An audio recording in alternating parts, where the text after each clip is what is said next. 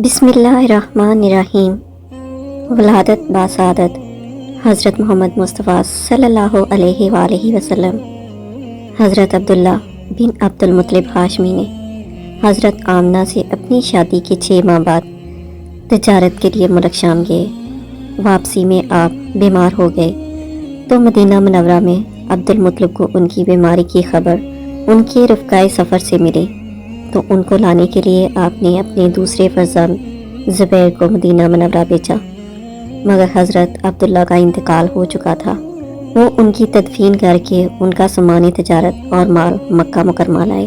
حضرت محمد صلی اللہ علیہ وآلہ وسلم نے اپنے والد مرحوم کے مال و زر اور مکان و مویشی کے وارث بنے۔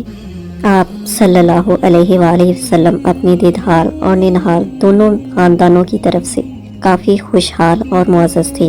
حضرت عبداللہ کے انتقال کے 2 ماہ بعد سوموار کے دن 12 ربیع الاول کو آپ صلی اللہ علیہ وآلہ وسلم کی پیدائش اپنے والد مرحوم کے گھر میں ہوئی۔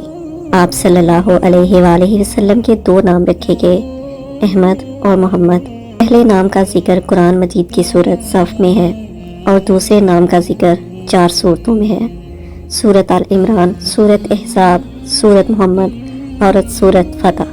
پہلا نام آپ صلی اللہ علیہ وآلہ وسلم کی ماں حضرت بی بی آمنہ نے ایک بشارت سن کر رکھا تھا، اور دوسرا نام آپ صلی اللہ علیہ وآلہ وسلم کے دادا حضرت عبد المطلب نے، جو اپنے یتیم پوتے کو ہر تعریف و خوبی کے لائق جانتے تھے، انہوں نے رکھا۔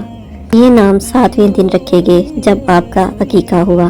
آپ صلی اللہ علیہ وآلہ وسلم نے ایک حدیث میں فرمایا، میں احمد بھی ہوں اور محمد بھی۔ پیدائش کے بعد آپ صلی اللہ علیہ وآلہ وسلم کی والدہ ماجدہ نے آپ کو دودھ پلایا۔ آپ صلی اللہ علیہ وآلہ وسلم کے چاچا ابو لہب کو آپ کی پیدائش پر اتنی خوشی ہوئی کہ آپ نے اپنی باندی صوبیہ کو آپ کو دودھ پلانے پر مامور کر دیا اور پھر اس کو اسی خوشی میں آزاد کر دیا۔ عربوں کی یہ پرانی روایات تھی کہ شریف خاندانوں کے بچوں کے لیے دودھ پلانے والی رکھی جاتی تھی۔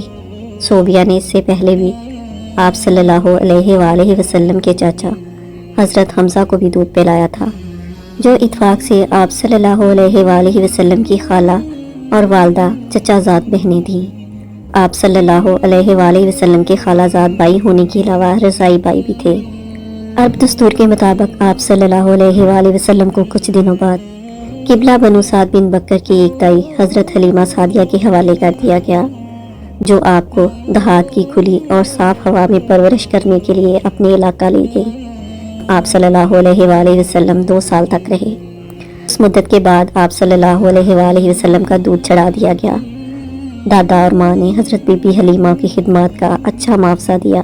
دودھ چڑھانے کے بعد حضرت بی بی حلیمہ آپ کو مکہ مکرمہ واپس لے آئیں اور آپ کی والدہ ماجدہ کے حوالے کر دیا، لیکن ان دنوں مکہ میں بیماری پھیلی ہوئی تھی۔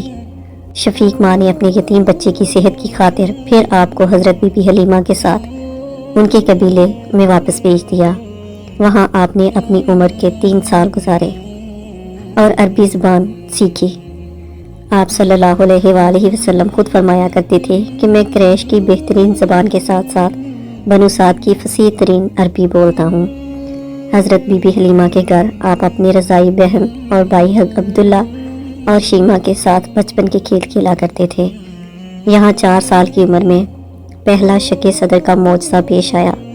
2 فرشتوں نے آپ صلی اللہ علیہ وآلہ وسلم کا سینہ مبارک چاک کر کے قلم مبارک کو دھویا اور پھر سینہ سیدھ دیا۔ یہ واقعہ دیکھ کر آپ صلی اللہ علیہ وآلہ وسلم کے رضائی والدین بہت پریشان ہو گئے اور آپ کو آپ کی والدہ ماجدہ کے پاس مکہ مکرمہ پہنچا دیا۔